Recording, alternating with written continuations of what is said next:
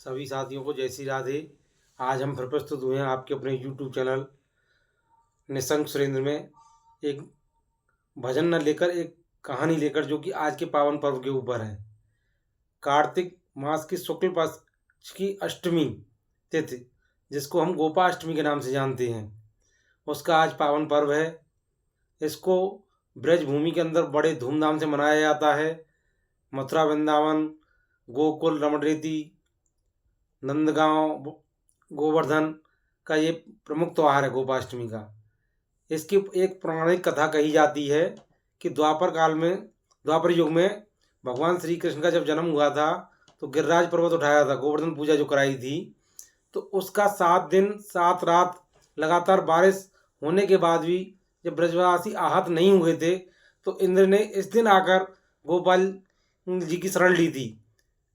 भगवान श्री कृष्ण की शरण में आ गए थे और क्षमा याचना की थी अपनी, तो उन्होंने अपनी गलती की माफ़ी मांगी थी और भगवान की शरण में आए थे।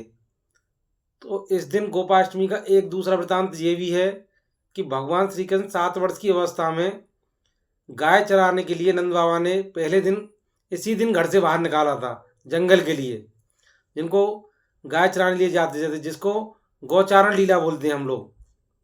तो ये ब्रज का बहुत पवित्र त्यौहार है। इस दिन गौ माता की पूजा की जाती है। सनातन धर्म में गौ माता बहुत ही पूजनीय है। इसकी पूजा अर्चना करते हैं, हरा चारा खिलाते हैं, तो इसको इस वजह से हम गोपाष्टमी पर्व के नाम से जानते हैं।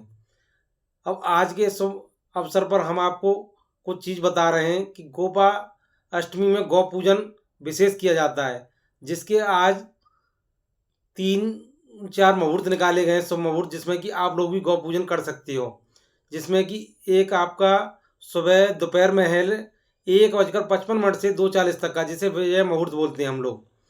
दूसरा आपका गोधौली चरण का है, जिसको शाम को गायें जब घर लौट के आती हैं उस समय का पूजन है। 5:37 से लेकर 6:03 तक का, उस समय भी हम गौ पूजन कर सकते हैं। अगर किसी के पास समय कम है, समय का अभाव है, तो शाम को भी कर सकते हैं, जिसका संध्याकालीन समय 5:37 से लेकर 6:15 तक का है। तो इन 3 समयों के अंदर आप अपनी सुविधानुसार गौ पूजन कर सकते हैं।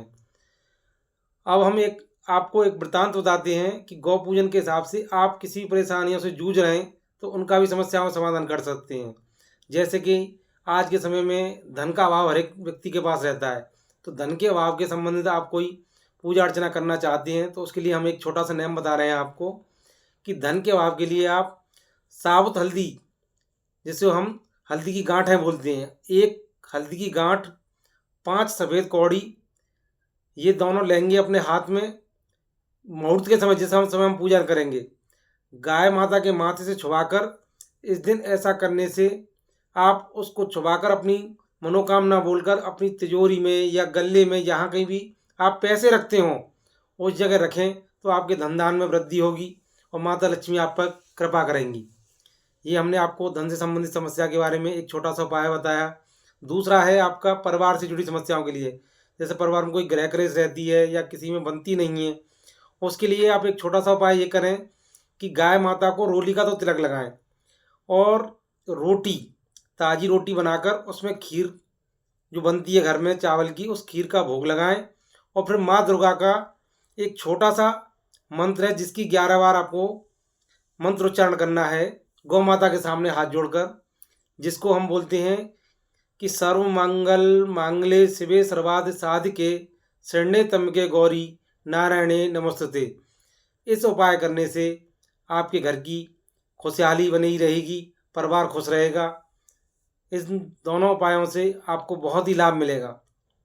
इन दोनों चीज़ों को आप करें और गौ माता के आशीर्वाद को ग्रहण करें। इसी के साथ आज की जानकारी के लिए जय श्री राधे। आपको हमारी जानकारी कैसी लगी इसके लिए लाइक करें, सब्सक्राइब करें, शेयर करें। जय श्री राधे।